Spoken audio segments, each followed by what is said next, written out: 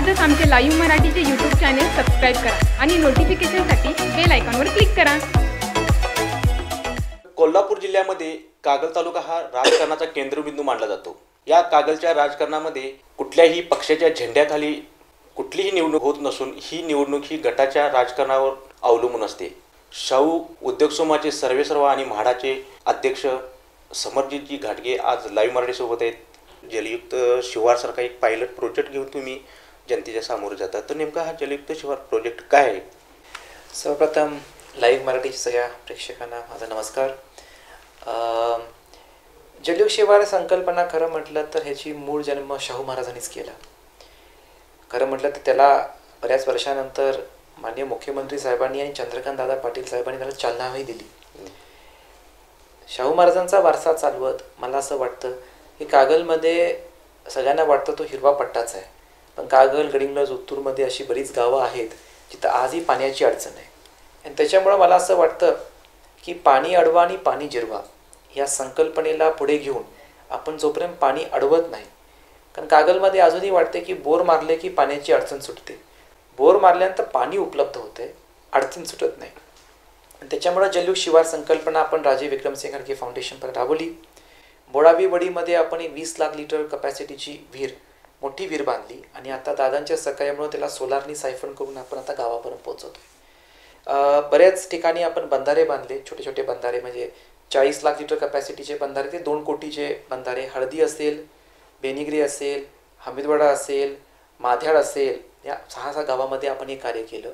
एक समजून घ्या की याच्यामध्ये सगळ्यात महत्त्वाचं की हे सगळं करताना कॉन्ट्रॅक्टर्सना सगळ्यात चांगल्या क्वालिटीचे हे बंधारे व्हायला पाहिजे। सगळ्यात मोठा बंधारा हळदीचा 2 कोटी लिटर कपॅसिटीचा आहे। मागच्या वेळी जर हळदी गावामध्ये जर 10 बोर लागले असतील तर यावर्षी ते 7 बोर लागतील, कारण तेच पाणी जमिनीत मुरून त्या गावाच्या विहिरीत पोचणार आहे। आता या संकल्पनेला एवढ्या वर्ष कागलमध्ये कोणी महत्त्व दिला नाही, कारण कागलची लोक पाणी अडवा पाणी जिरवापेक्षा माणसं अडवा आणि माणसं जिरवामध्ये अडकली आणि त्याच्यामुळे ह्या संकल्पनेला आपण करू शकलो नाही। त्याच्यापुढं पेयजल योजनेमधून आपण आणलं, वॉटर फिल्टर्स बसवले आणि आता सगळ्यात महत्त्वाचं आपण या मतदारसंघामध्ये जिल्ह्यात 3 तलाव सँक्शन झाले, त्यातून 2 तलाव माध्याड आणि बेलेवाडी मासा हे कागल ह्या मतदारसंघात झालेत। आता गडिंग्लज, आजरा, उत्तूरमध्ये पण महागोंड असेल, अर्धाड असेल, या 3-4 गावामध्ये पण बंधारा आणि चेक डॅम करायची प्रक्रिया आता वन विभाग आणि कृषी विभागामार्फत आपण करतोय।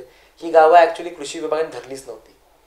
हे CM साहेबांच्या पाठपुरावा, दादांच्या पत्रावर ही गावं आपण धरू शकलो आणि त्याचीही कामं आपण करतोय, ज्याच्यामुळं माझं मत आहे की एकदम नाही पण थोडं काही ते प्रमाणामध्ये ह्याची सुरुवात झाली। तर जलयुक्त शिवारामुळे तुम्हाला काय वाटतं की किती क्षेत्र ओलिताखाली आलं असेल? आता माझ्या हिशोबाने ह्या प्रत्येक गावांचा एक हिशोब केला तर मध्ये प्रत्येक 40 लाख लिटर कपॅसिटीचा जर आपण एक बंधारा बांधला तर माझं मत आहे की 500 एकरपर्यंत हे फरक पडतो।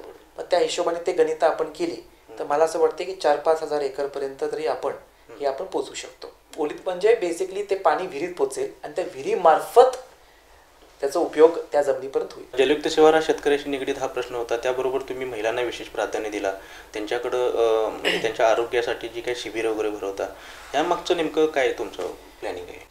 कसं असतंय, माझ्या पत्नी स्वतः या कार्यामध्ये पुढाकार घेतात। महिलांमध्ये हेमोग्लोबिन काउंट फार कमी असतो, पुरुषांमध्ये लागतो 16, तो असतो 18, महिलांमध्ये लागतो 10, कमी 12, तो असतो 8-9। त्याच्यामुळे त्यांच्या आरोग्यासाठी आपण हे कॅम्प्स घेतले। आपण का महिलांच्या कॅन्सर बोलत नाही? परवाच्या उत्तूर कॅम्पमध्ये कॅन्सरच्या रूममध्ये जायला महिला तयार नव्हत्या। आपण काही तर आग्रह करून 225 महिलांना चेकअप केलं, 53 महिलांना कॅन्सर डिटेक्ट झाले।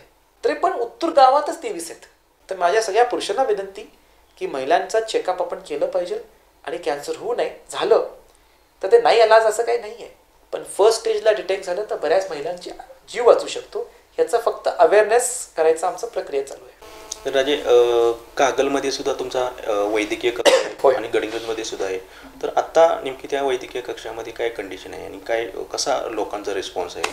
दिवसामधून कागल आणि गडिंग्लज या दोन्ही वैद्यकीय कक्षेमधून डेली 30 ते 40 पेशंट्स एन्क्वायरीजला येतात। आपण आता औषधं पुरवायचं पण एक मोठी योजना केली आहे की वैद्यकीय पेन्शन म्हणू, की ज्या लोकांना औषधांचा खर्च परवडत नाही त्यांनी फाउंडेशनला पत्र दिलं तर तीच औषधं आम्ही त्यांना 30 ते 70% कमी दरात उपलब्ध करून देतो, बाकीचे पैसे सगळे फाउंडेशन भरते। त्याच्यामुळे 40 लोक तरी आरामात येतात। त्याच्यामार्फत आता आपण ही सगळी ट्रीटमेंट्स करतोय. तर याच्या आपल्या मतदारसंघामध्ये जे काही प्रलंबित प्रकल्प आहेत, उदाहरण आंबोळ असेल, तर या प्रकल्पाच्या बाबतीत आपलं काय नियोजन असणार आहे? 3 विषय. प्रलंबित प्रकल्प आंबेहोल आणि नागनवाडी.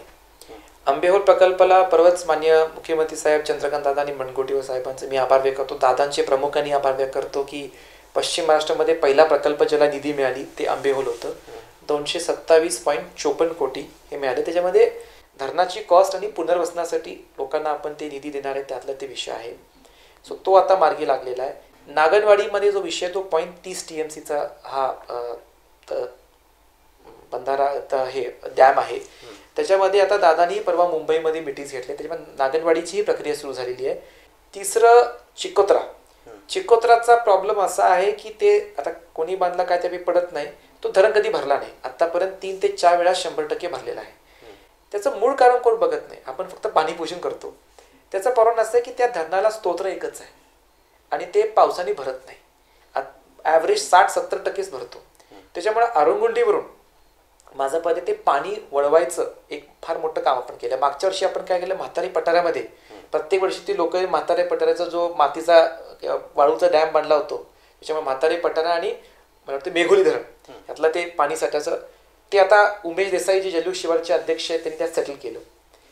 म्हातारी पठारापेक्षा अरुगुंडीचा पठारा फार मोठा आहे. तिथून पाणी वळवायचा एक 27 लाख रुपयाचा आपण एक सँक्शन करून आणलेला आहे. ते आता वन विभागावर बसून मीटिंग चालू आहेत. त्यामुळे तिचा वळवू शकलो तर माझ्या हिशोबाने चिकोत्रा धरण 8% जास्त भरेल. आजच आमचे लाईव्ह मराठीचे यूट्यूब चॅनल सबस्क्राईब करा आणि नोटिफिकेशनसाठी बेल आयकॉनवर क्लिक करा.